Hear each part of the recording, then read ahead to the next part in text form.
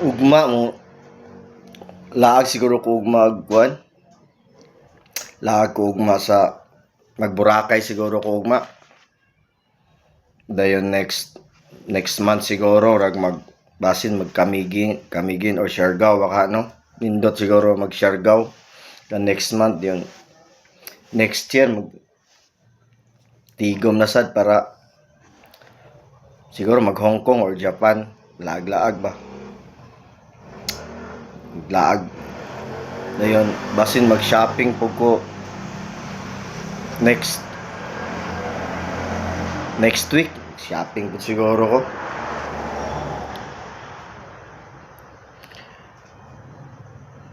daghan tag plano pero diya sa Proverbs 27:1 gaingon ayaw panigurua ang ugma kay wala ka masayod unsay mahitabo gikan karon taman ugma.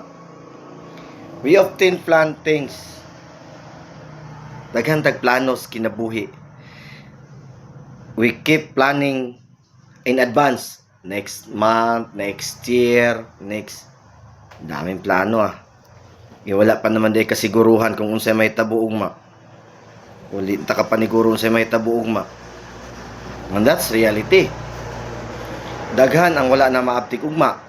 Daghang natulog pagagabi nga wala na naabtik ugma. Daghan pod ang wala nag-expect nga maigo og bagyo, masunugan. Ang ilang ugma nga giplano was so different from the layout that they have. Daghang na nga disgrasya, wala man na sa plano. Kaya atong plano puro man mga kalipay lang ug hanay sa atong una-una. Pero ang giingon sa Ginoo, ayaw ninyo paniguro ang ugma kay wala umasayod unsay mahitabo gikan karon taman ugma. But God knows. So if di ugma o manggaling nga walay kasiguruhan ugma, unsa di atong buhaton? Atong ihatag sa Ginoo ang tanan.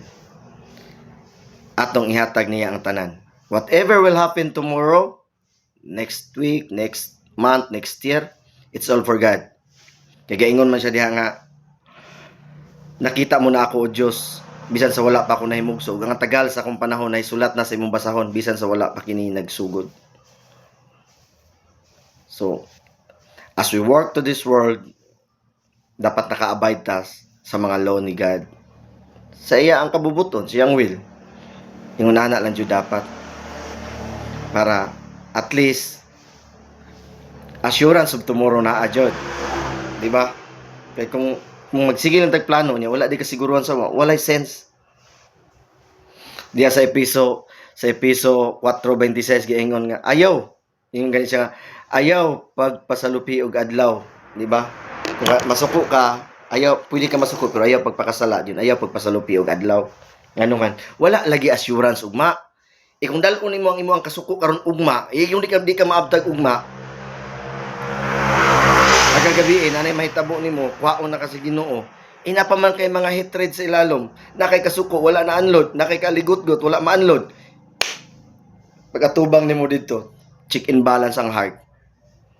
Kay susihon man niya ang kasing-kasing imong hunahuna ug ipadayag ang mga tinago sa imong kasing-kasing. Kita na tanan dito sa Ginoo. Munang importante nga every day mag-unload gyud ta sa mga daotan nga atong nabuhat. Pag ingani lang ang sistema, tagaan ko na akong tip. Pag salop sa adlaw, tan-aw ta, uy, alas 6 na, may salop ng adlaw. Hala, unsa kay ako sala ron no? Lord, dala nakasala ko ganani ko an Lord, dala Lord.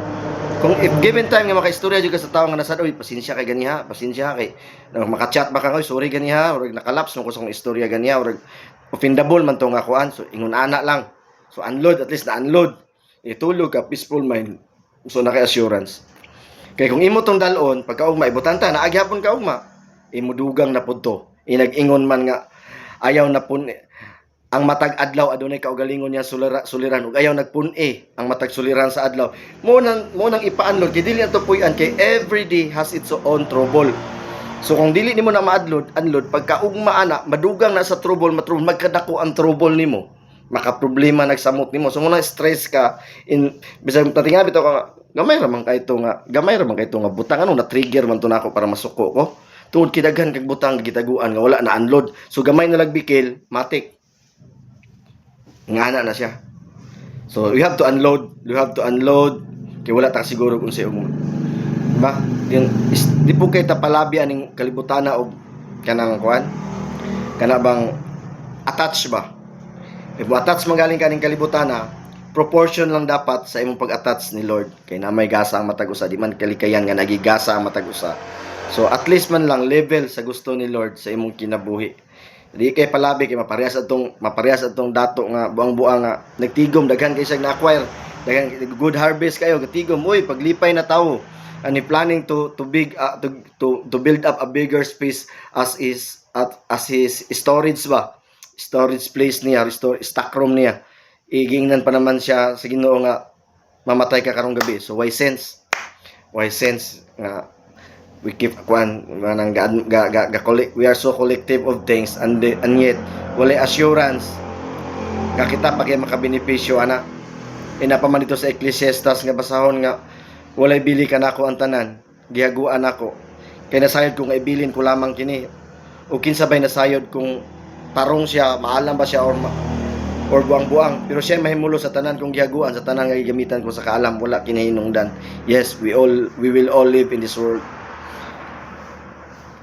O gusto ka ma-remember in this world, you will be remembered in a good way. Not in a greedy way, dili sa hinakog, dili sa pamaagi nga wala ka pa sidunggi ang Ginoo. Mahinumduman ka nga ikaw mo tawo nga nagpadayag og kinabuhi nga nahuyon diya sa kaubuton ni Kristo. Expect less for tomorrow. Every day is grabe ka excitement ang matag adlaw. So go on lang ta sa matag adlaw. Ang Dios magapanalangin, ang Dios